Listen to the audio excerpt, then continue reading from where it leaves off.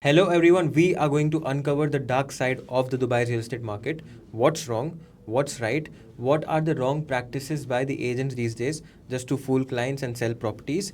But today I'm with someone very special, Arya. She's an expert in dealing with Indian and Nepali clients from all across the globe, and she's not one of the agents. Over to you, Arya. Yeah, you didn't have to mention that, not one of those agents part. Mhm. But anyway, jokes apart, guys, this man sitting next to me is just 21 years old and already doing wonders in Dubai real estate market with around 4 years of experience, 4 years, right? yeah. In off plan and all round now, even in ready market. Ready market, yeah, it's been almost 1.5 year.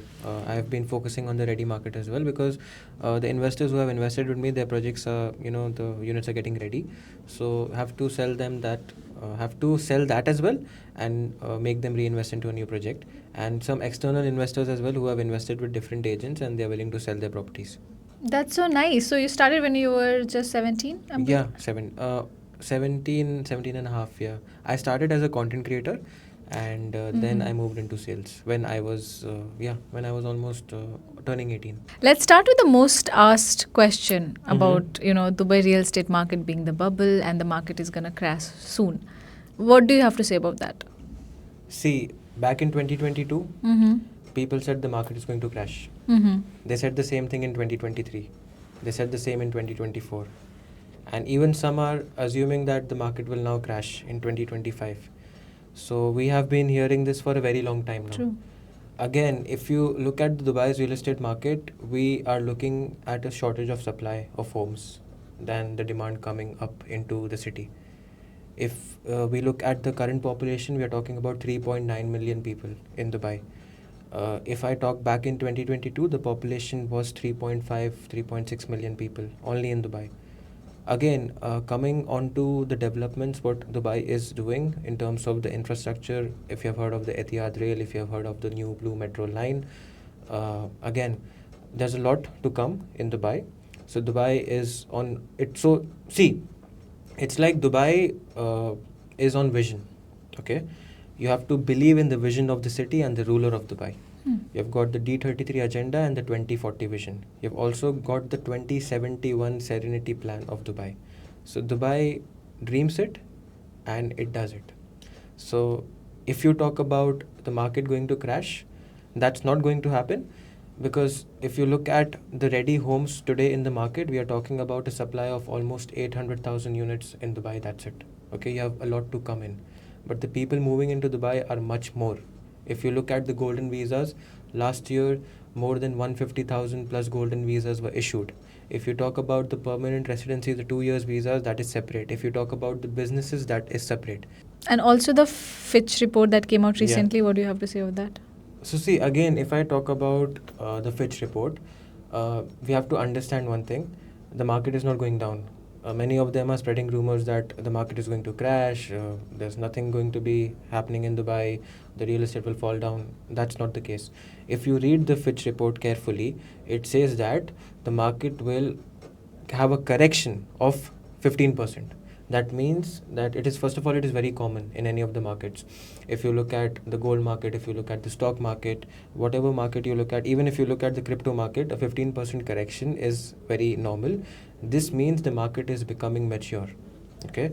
And again, if you talk about the population, if you talk about the infrastructure, if you talk about the new metro lines, if you talk about the tallest tower coming up, if you talk about the Al Maktoum airport where the government is investing 120 billion dirhams. So we don't see any signs of the market, crashing. Again, 15% is normal.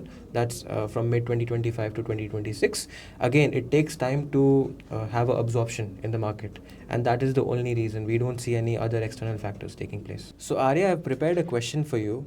Uh-huh. Uh, Again, I'll ask this to you in Nepali. You've prepared it in Nepali. Yeah. Okay. So, Nepal, but a first time investors, Kolagi Timru Yota suggestion. Timro Yota suggestion. Okay. Okay, so what would you suggest first time home buyers? First-time home buyers. What would you guide them to?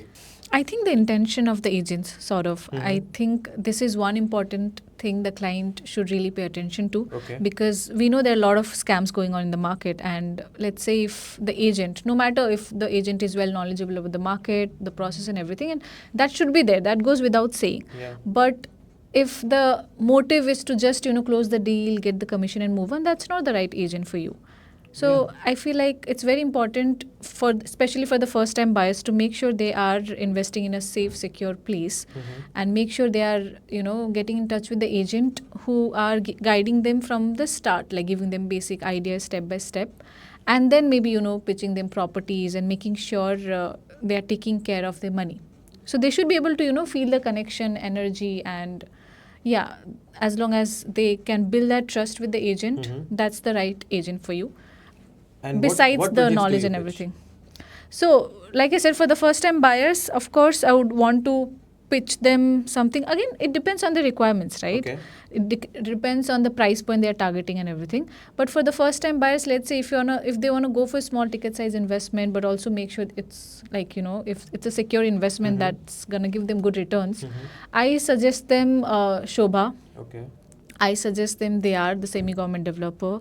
I suggest them Bingati. So these are all developers. Tier 1 developers we're talking Tier about. 1 developers, yes. So are Nepalis actually buying in Dubai? Oh, yes. So even I was not aware that Nepalis have been buying for a while, but now I see that the interest is even more because of the social media headlines and news. So yeah, they have been buying. It's not they had not been buying, but now the demand, but now they are coming more upfront by themselves, that okay, they are showing interest, that okay, how this goes and we want to invest, and if you can guide us and everything. Okay, Saurav, what kind of videos do you like posting for yourself, and the kind of videos that you don't like when you see such videos on social media? What do you want to hear first? The first one, the kind of videos that you like posting. See, facts, figures, data, graphs, layout comparisons, projects, comparing communities. Let's say if I am comparing Dubai Hills Estate, Sidra Villas to Grand Polo, the upcoming launch. So you've only got Haptur Polo, and then you have got the Grand Polo, which is upcoming. Haptur Polo is the ready community. Yeah. Now talking about figures or facts. Let's talk about last year. More than 600 billion dirhams of properties were sold only in Dubai. So this is the content what I like putting it on my social media platforms. But what I hate the most is that I see agents these days, instead of they promoting Dubai real estate, they definitely are promoting Dubai real estate, but they are promoting in such a way that they look like TikTok comedians. Okay, that's what I hate the most. I was actually scrolling through my phone last night, and I saw that there is this agency owner, real estate agency owner. He is actually jumping from one sandpit to another while promoting a plot. I think I've seen that video. Yeah. So it feels cringe. Okay. And then again, there have been many videos. We have just taken one example. So if you look at this video, I think you must have seen it. So it says that you can get a townhouse in JVC for 100,000 dirham down payment only. Oh, I've seen that. And Yes, remaining 10,000 dirham monthly. So again, as you know, you're aware, average townhouse price in JVC is between 2.5 million to 3 million dirhams. Okay, how can just the down payment be 100,000 dirhams? You also have the 4% land department fees. Let's say if it's a secondary transaction, you have the trustee fee, you have the bank mortgage fee, you have a lot of fees. So all of these fees have not been included in the video. Why?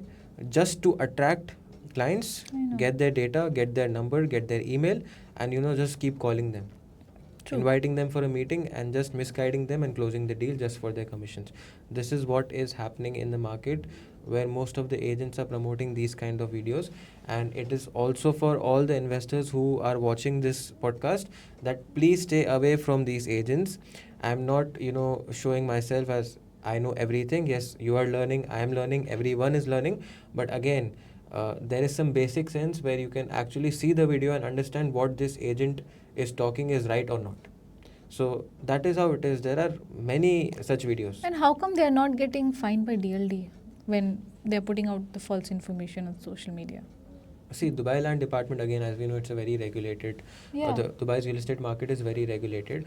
So now, again, I think they're lucky. That's why they're not getting the fines as of now. But yeah, you are not even allowed to promote such kind of videos where you don't give complete information on the property, on the down payment, on the payment plan, and you need to have a QR code. on every video. True. Okay, if it's a property video, if it's, let's say, a video where you are actually, comparing projects, at least a company QR code, yes, you're working with a registered real estate company in Dubai, or the project is registered and it has a escrow account. So Arya, how do you manage to deal so effortlessly with Nepali and Indian clients? Like, what's the secret? Honestly, it comes very natural to me because I've lived in Nepal, I've lived in India. Like Mhm. half of my life, I've lived in Nepal, and then I Mhm. shifted to India for my studies and then, work and everything. Hmm. So I've lived both the lives. So I get their mindset, their culture, the kind of doubts they might have, the kind of fear they might have before investing or before making a move. Mhm. So for me personally, it comes very naturally, and it feels like I'm just, talking to a friend, not just a client, and I'm just Okay. helping a friend invest in something good in Dubai. That's what it feels like. So, yeah, it feels easy. Amazing, amazing. That's good to know. Yeah. And a lot of Indians and Nepalis are investing.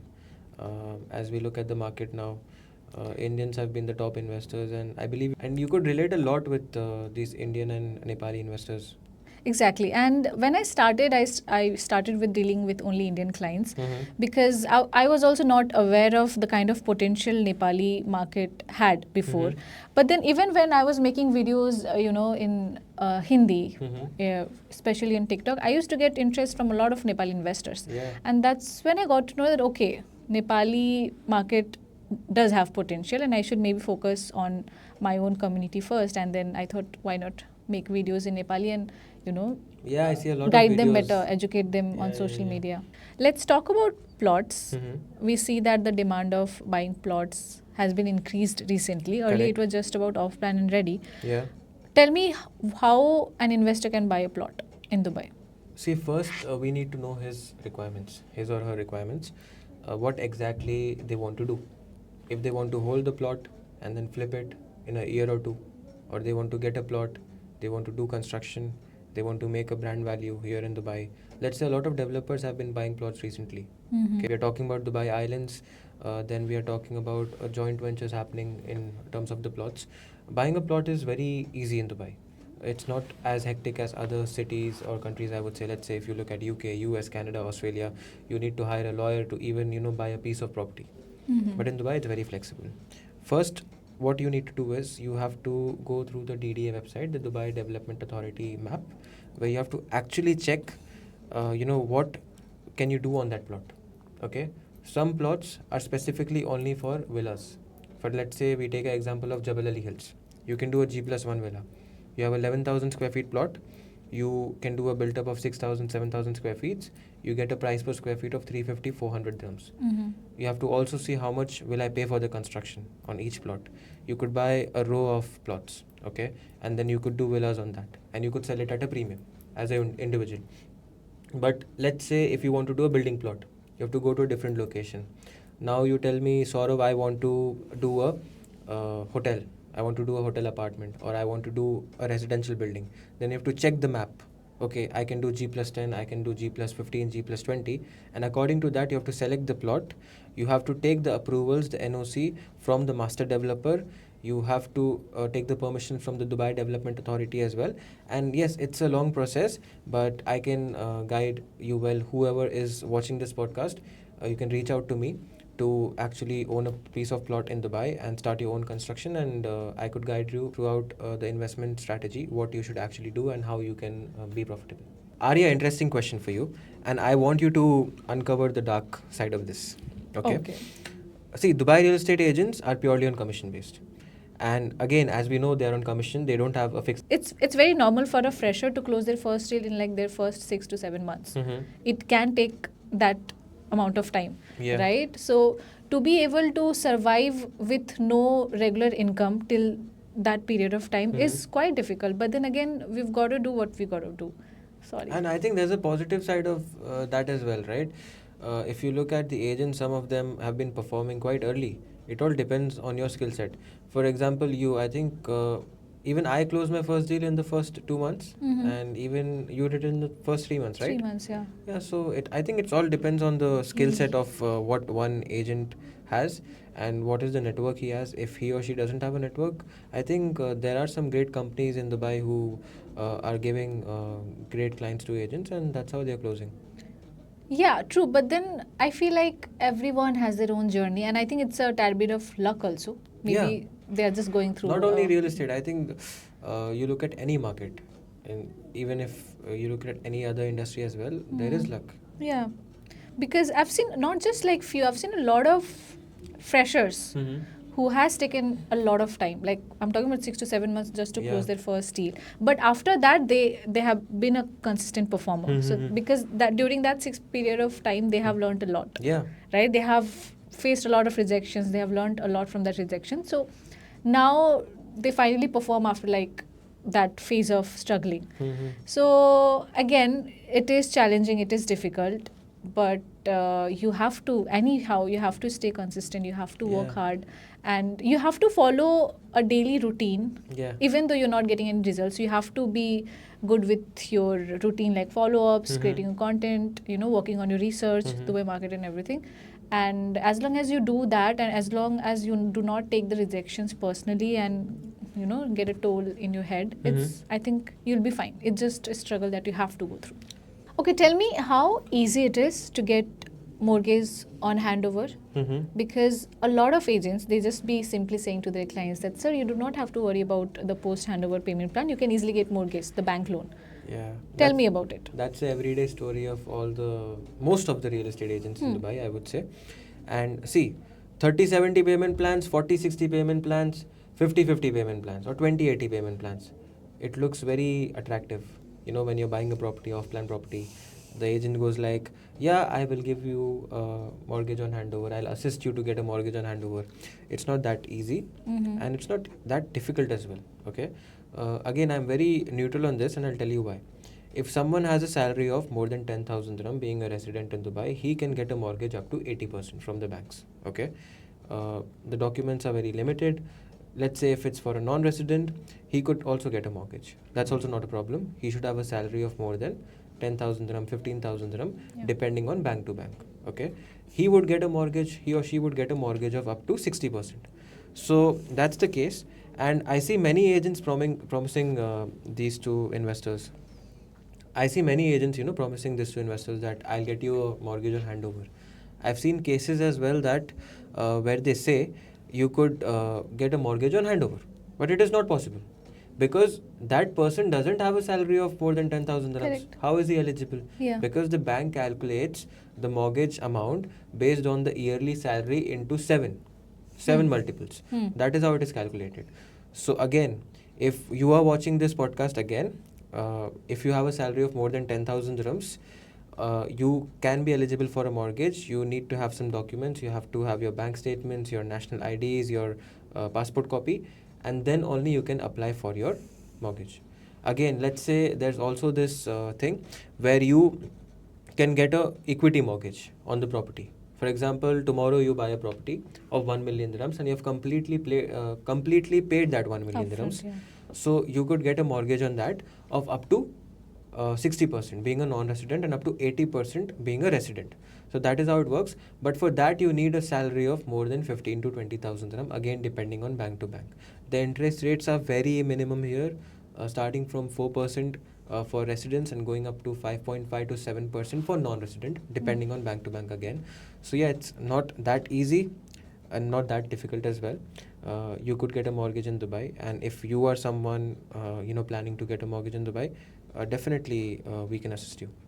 Yeah, we see a lot of agents, they just talk about golden visa, right? That you invest in 2 million dirhams of property and you get golden visa for 10 years for you and your family. You invest, only 20% of down payment is enough. And you get the Uqud form and you're eligible to get the golden visa. But what about the whole process? Nobody's really talking about or giving out the whole information, I feel.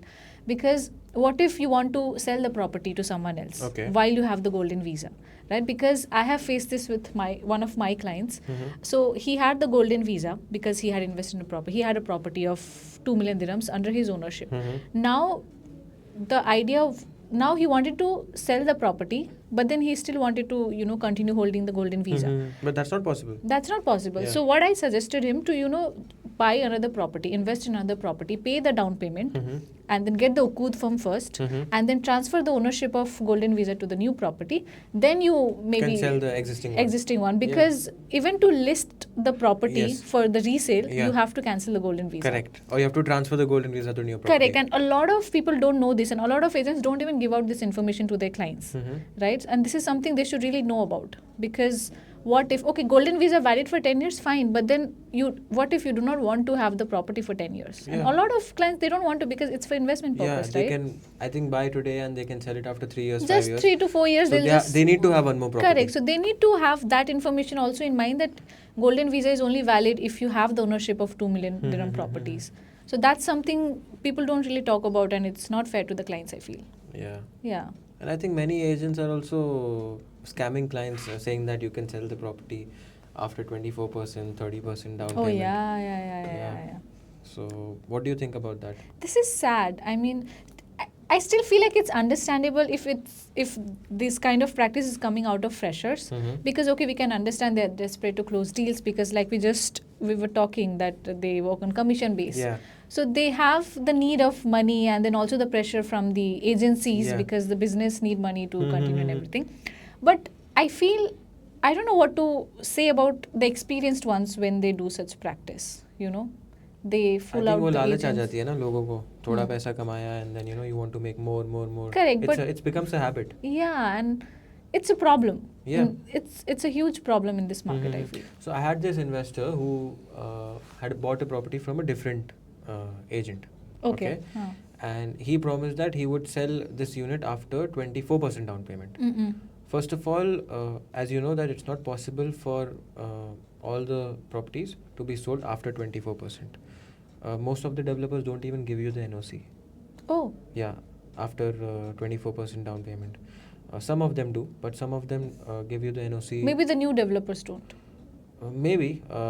It was very strange to hear that from the client, that the agent promised after 24% down Oh, payment. that's not possible. Yeah, and 34%, 40%, 50% is where you can actually get the NOC and flip the property. That too depends from developer to developer. Developer to developer. But even in that case, see, you're buying an asset. Dubai has a vision. You have to hold the property. Not every property can be flipped in between. Not every property is going to generate you premium. True. You cannot buy a studio in international city and be like, I would make premium on this, I would make 400,000, 500,000 dirhams on this. It's not possible. Yeah. You have to see the project, you have to see a community where the prices are controlled, and then you could make a premium of 300,000, 400,000, or even 700, 800,000, depending on the project, if it's a villa. And Let's the say one location. of my clients, he made a premium on this property. It was Opal Gardens, okay, in Medan. He bought it at around 12.5 million, and he paid almost 4 million dirhams. He sold it at a premium of profit of 1 million dirhams. So yeah, it's possible for some of the projects, but he got the NOC after 50%. He had done 50% payments already. He got the NOC, he flipped the property. So yeah, a lot of scams happening in the market. That is why you see a lot of original price deals coming up in the market. Yes. And also deals where the existing buyer wants to sell it below the purchase price, because he or she is in need of money, and he had only made a commitment that okay, I will pay 34% and I will flip the property. But again, as we are discussing now, Got it is scammed. not possible. Yeah. So he had to sell it at a loss because he doesn't have any option, right? So that's how the market is. That's why choosing the right agent is very important. Yeah. Because sure, maybe they'll, even let's say some agents give passbacks, right? Yeah. Buy it from me and I'll give a passback. Yeah. But then do you really think that agent is trustworthy for you in the long run? Because when you're investing in a property, you also have to think about the exit plan. Will that agent help you with the exit plan? Because the agent is desperate. Glad you came up with the passback, the discounts, giving money from your commission. Again, it's a wrong practice. Yeah. There are agents working in the market for even 0.5%. Let's say a developer is giving you 5% commission. They are happily giving 4.5% to the investor. Passback. Just that they close a deal, and as you know, it's a commission-based job. They are in need of money, and they think that they're doing a good thing. But again, tomorrow, Arya, if you go to an iPhone store, and you're buying 2 iPhone 16 Pros, I think you wouldn't ask the sales manager or the salesperson to give a discount from his Correct. own pocket. Yeah. So again, I think that's what is happening in the market. Mm-mm. That is why some of the agents, okay, everyone is doing it. Uh, Most of the agents are doing it. And again, it's also the mistakes of investors, I would say, because they are trusting them blindly, ना. Yeah. तो वो कर रहे, तो उनको फिर वापस ऐसा होता है कि some of the agents are not even giving the pass back, and once the SPA is signed, the down payment is done, they will just block them or they will just run away. And they are the same clients who will be facing problem in the long run when, let's say, they have to exit Yeah. the investment plan. Again, coming back to your point, and everyone says this, every experienced real estate agent says this, that you have to work with the right agent who is looking a long-term vision for you. Yeah. Okay, that you buy a property today, the handover is after 4 years, the handover is after 2 years, or it's a ready to move in property. He gives you a strategy that, okay, you buy one ready property, you buy one off-plan property, you take a equity mortgage on that ready property, and then put it in off-plan property, that appreciates, sell that, again reinvest into a new property. So that is how you can actually sell properties, keep buying more properties, rent out properties, and help clients actually make a good passive income. Okay, last question. Sure. Yeah, 100%. Take it. Tell me about your favorite client so far and how much worth of properties he has currently, and how much return has he been able to make so far. Okay, so this client, I wouldn't disclose the amount of worth of properties he has. Come on, you can. Just don't disclose the name. No, okay, so he has bought properties worth almost 7 to 8 million now. Okay. And he has got properties in Ras Al Khaimah, he has got properties in Dubai South, he's got townhouses, he has got villas. And again, not there's no there's no particular client who's a favorite of mine. Every client is a favorite for me. Don't lie. Really, and I'm everyone's favorite. All right, that's a wrap. A big shout out to Arya for joining with me in this podcast and actually not sugarcoating things but keeping it very real. Don't keep this podcast to yourself. Share it with your friends, family members, and investors who are actually willing to know more about the Dubai's real estate market or willing to talk to me or talk to Arya. And yeah, see you again in one more podcast. And we will uncover some more dark secrets of the Dubai's real estate market. We'll also bring in some facts and figures where it helps you to make the right decision in the Dubai's real estate market. Thank you.